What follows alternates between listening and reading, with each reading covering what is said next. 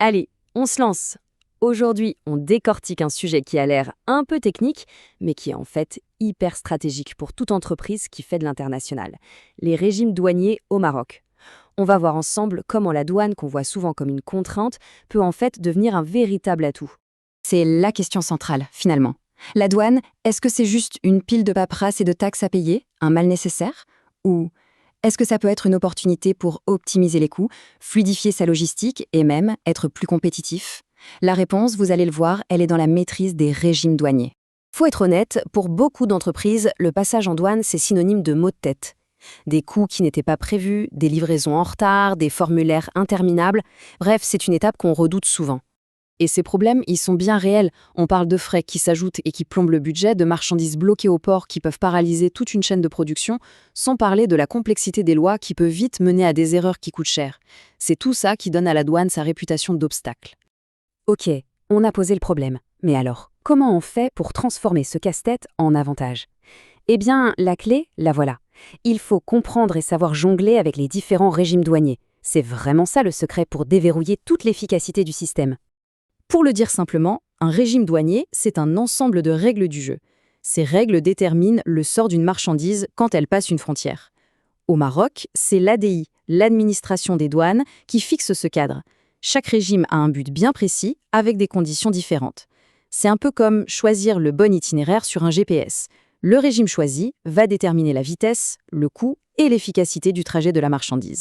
Donc, le point crucial à retenir, c'est que ces régimes ne sont pas là pour compliquer les choses, mais au contraire pour les structurer et les faciliter.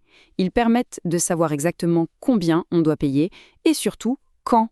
Ils rendent les opérations plus fluides et, point essentiel, ils permettent d'éviter les amendes et les problèmes.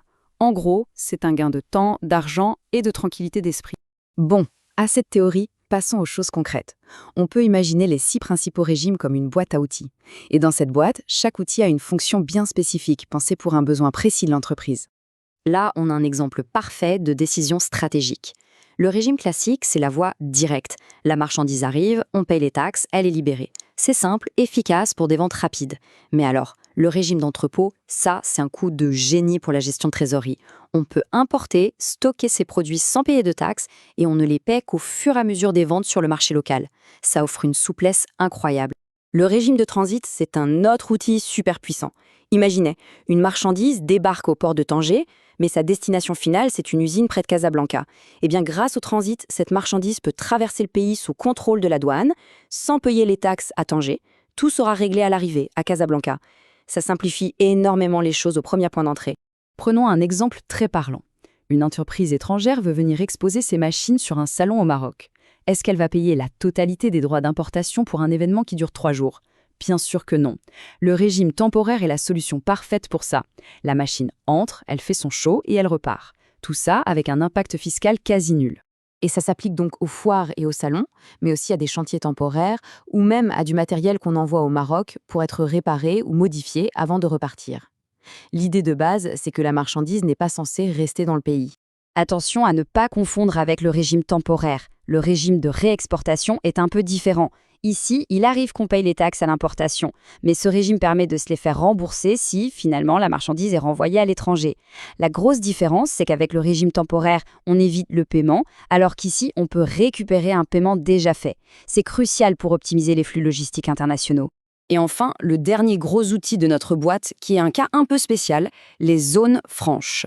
Il faut s'imaginer des périmètres géographiques où les règles de la douane et des impôts sont très, très allégées. Le but, c'est d'attirer les investisseurs et de booster l'export. Pour une entreprise qui produit au Maroc pour vendre à l'étranger, s'installer là-bas, ce n'est pas juste un avantage, c'est un véritable game changer. Bon, maintenant qu'on a vu tous ces outils, il faut absolument parler des pièges. Parce qu'une bonne stratégie douanière, c'est aussi de savoir ce qu'il ne faut surtout pas faire. Et ignorer ces règles peut coûter vraiment très très cher. Ça, c'est l'erreur numéro 1, la plus fondamentale. Utiliser le régime classique alors que le régime temporaire était possible, par exemple, c'est littéralement jeter de l'argent par les fenêtres. À chaque situation correspond son régime optimal. Il ne faut pas se tromper. Ah, celle-ci, elle est classique, mais elle fait des ravages. Un simple oubli, une petite faute de frappe sur une facture, un document manquant, et la marchandise est bloquée. Le temps, c'est de l'argent. Et en douane, cette phrase prend vraiment tout son sens. Le régime de transit, on a vu, c'est génial, mais c'est aussi très encadré. Si on ne suit pas les procédures à la lettre, ça peut être vu comme une tentative de fraude. Et là, les sanctions financières peuvent être extrêmement lourdes. Alors, comment on conclut tout ça? Eh bien, on revient à notre question du tout début. Le but n'est pas seulement d'éviter les erreurs, mais bien de se construire un véritable avantage sur la concurrence. Cette phrase, elle résume parfaitement la bonne mentalité à avoir. La maîtrise des régimes douaniers, ça permet de passer d'une vision où on subit la douane à une approche où on l'utilise de manière proactive et stratégique. Au final, les bénéfices sont très concrets, on peut les mesurer. Des économies directes sur les taxes, une chaîne logistique plus rapide et plus fiable, une sécurité juridique totale, et tout ça, mis bout à bout, ça contribue à une meilleure rentabilité et à une entreprise plus forte. C'est un levier de performance qui est trop souvent sous-estimé. Voilà, cette analyse touche à sa fin. La question à se poser n'est donc plus comment survivre à la douane, mais bien quel est le régime douanier qui va me permettre de libérer tout le potentiel de mon activité. C'est là, précisément, que se trouve la véritable opportunité.